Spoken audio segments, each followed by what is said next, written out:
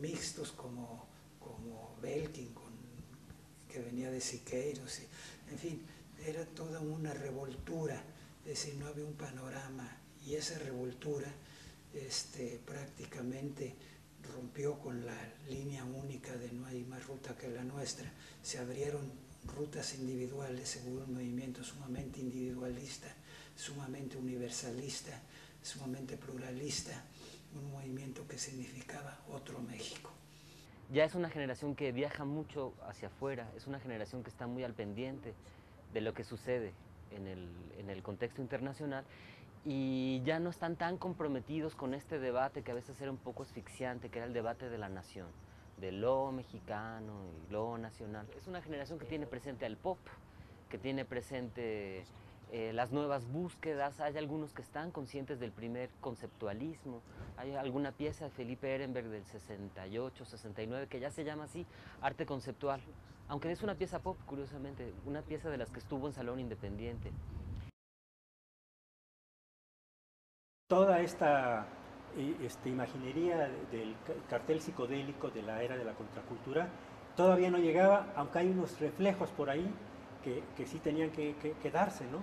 Y precisamente en la serigrafía, con el uso de las tintas fluorescentes, bueno, hay una imagen muy interesante de Crispina Alcázar, donde una silueta de soldados que van corriendo con la bayoneta calada tiene atrás de fondo los aros olímpicos, ¿no?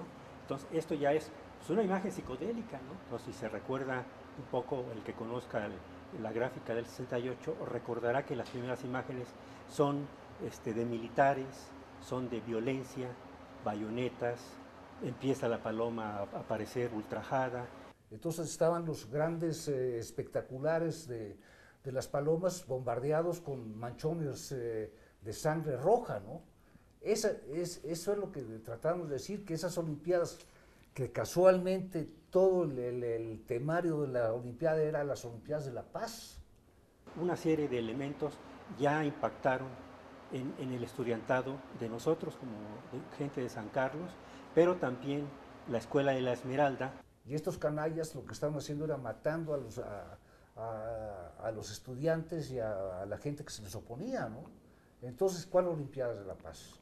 Digo, no hay que olvidar que el mural efímero se da en el contexto de una respuesta a algo que es muy agresivo para la sociedad mexicana de la época, que es esta violenta represión de la época. Entonces, tampoco me suena tan extraño que un artista plástico esté buscando este tipo de elementos para integrarlos en el mural, para darle más contundencia a la expresión.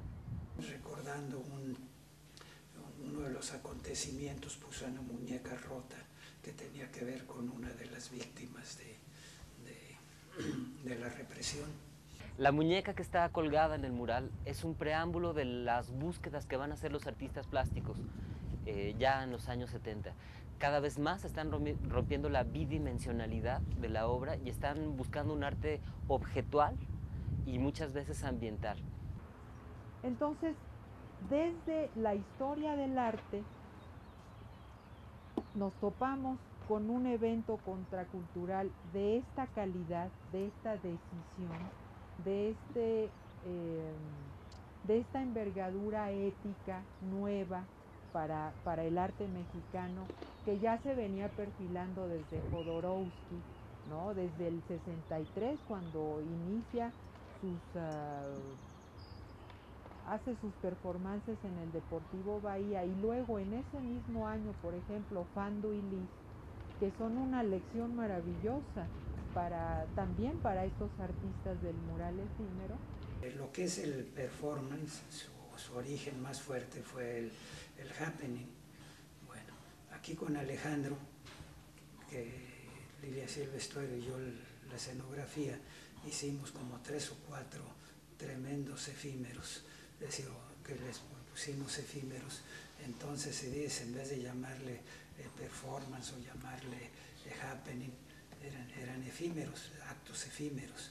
También en el arte lo que está sucediendo es que hay una continuación del arte político que se había gestado de los años 50 y de los años 60, que también está empezando a buscar factores de compromiso en el contexto político y social de la época. México había cambiado, México era otro, se había abandonado el mundo empezaba el mundo urbano, llenos de smog, llenos de fábricas, era otra sociedad y a esa sociedad era la que pues pertenecíamos o la que teníamos que reflejar dentro de nuestra pintura. El mural efímero de José Luis Cuevas de 1967 en la Zona Rosa y el mural efímero que hacen este colectivo de artistas aquí en el 68 en CEU son murales parecidos y diferentes. Son parecidos por una parte porque se inspiran en un momento, en una situación política concreta. Si recuerdas, el mural efímero de Cuevas estaba inspirado de alguna manera en la guerra de los 6 días entre árabes e israelíes que estaba tomando momento en aquella época. Por otra parte, también era una respuesta de Cuevas a los intentos del muralismo y muy concretamente de David Alfaro Siqueiros de hacer artes permanentes, inmanentes, asociados con la naturaleza del pueblo mexicano. Tuve la ocurrencia de hacer un mural efímero porque Siqueiros estaba a punto de inaugurar el Poliforum Siqueiros y entonces él había declarado en algún momento que los materiales que él estaba empleando para estos murales resistirían el paso del tiempo y consideraba que con ese mural se iniciaba una nueva etapa del muralismo. Entonces, cuando yo tuve la idea de hacer un mural efímero, porque si él decía que hacía un mural que resistiría el paso del tiempo por los materiales que estaba empleando, yo pues muy modestamente pensé en un mural efímero, un mural que duraría nada más un mes y fue hecho en uno de estos espectaculares. Dentro de eso, Cuevas tuvo la oportunidad de que le dieron una cosa para que pintara y el nombre que ya estaba lo usó. Igual del mural de Ciudad Universitaria, llamarle mural efímero, no sé quién le puso el nombre, pero era un nombre que estaba en el aire, lo efímero, ¿no? Yo creo que lo efímero es prácticamente todo, ¿no? Acabamos de perder un segundo de nuestra efímera existencia, ¿no? Pero la palabra efímero, pues la palabra como palabra, pues ya te digo que ya estaba tomada. Cuando inauguramos el Cine Diana en 61, lo presentamos con un efímero, presentado como tal. O sea que ya la palabra efímero y los cuadros efímeros, el concepto de efímero ya venía mucho ligado con lo que ahora se llama el performance y con los movimientos teatrales y de cine y demás. Hacían cosas, por ejemplo, para La Montaña Sagrada con Jodorowsky, hice como 20 esculturas, máquinas, todo se perdió porque tenía el carácter de efímero. Efímero porque iba a durar tan solo un mes. El tiempo que había yo alquilado, el espectacular, ¿verdad? O billboard, como se llama en inglés, ¿no? Y entonces, yo creo que esto fue un antecedente importante de lo que sucedería después en México con el movimiento estudiantil. Bueno, en el de José Luis pues era un mural para hacer un poco expectativa su presencia como pintor, ¿verdad? Porque pues, duró 8 días ahí ese mural y luego lo quitó.